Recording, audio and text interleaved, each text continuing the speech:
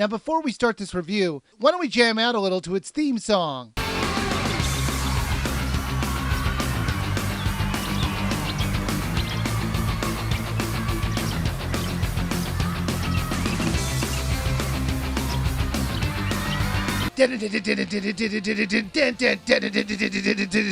Wow, that is one hardcore song. It was a little strange to have that the intro for a kid's game, but whatever. Now I'm sure there's going to be a few people out there thinking, wait, didn't he already do this one a few reviews back? That was Hasbro Family Game Night 2. This is its sequel. The previous games seemed like they went for a more simple gameplay, like games like Operation and Connect 4. In this one, they seem to look through their library for the most complicated ones. And you know that's not always a good thing. Now there are 5 games to play in this one. Mousetrap, Twister, Life, Clue, and Yahtzee hands down. Let's look at each of them in no particular order. Mousetrap.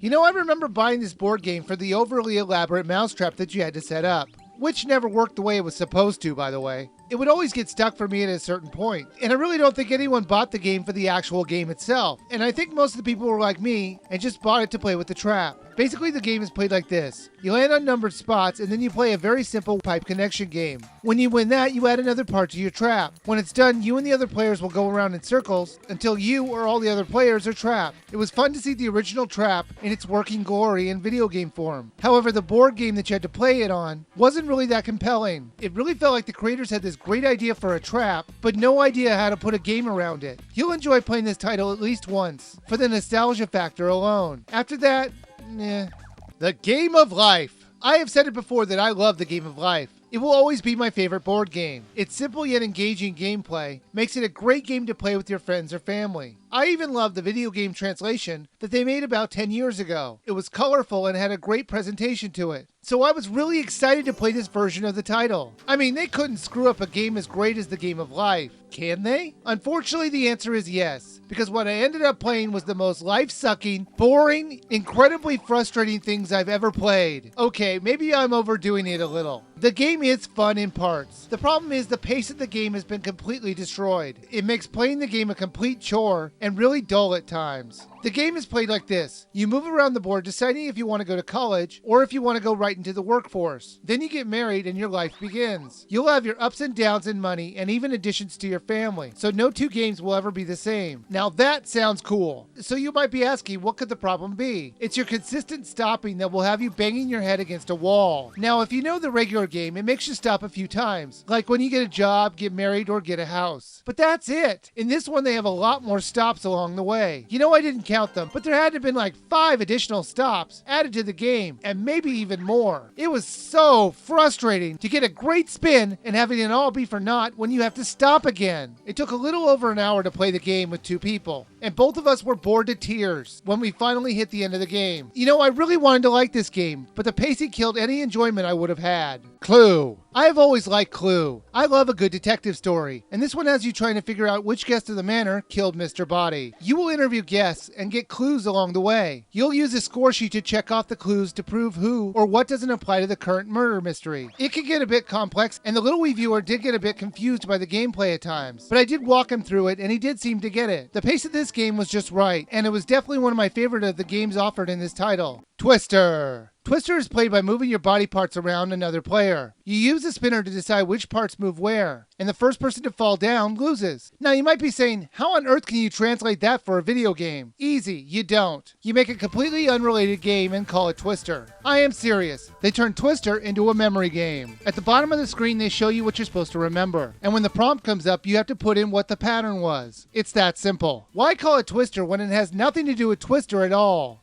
Yahtzee hands down. This is a card game version of the very famous and really fun game Yahtzee. What I don't understand is why didn't they just use the original game? Why go with the card version? My guess is that they wanted to keep up with the trend of complicated games in this collection, and Yahtzee was just a little too easy to understand, so they went with one of its spin-offs. You play it by playing the equivalent of dice rolls in its card format. You try to make the more complicated categories that Yahtzee has to offer, like 4 of a kind, Full House, and of course Yahtzee itself. The card version was okay, but it was no substitute for the original game. If anything, it made me want to play the original game more. Now most of these games have minigames inserted into them, and you know what? I kind of like that. It made the board games a little less monotonous to play, and the minigames themselves were quick, fun little distractions.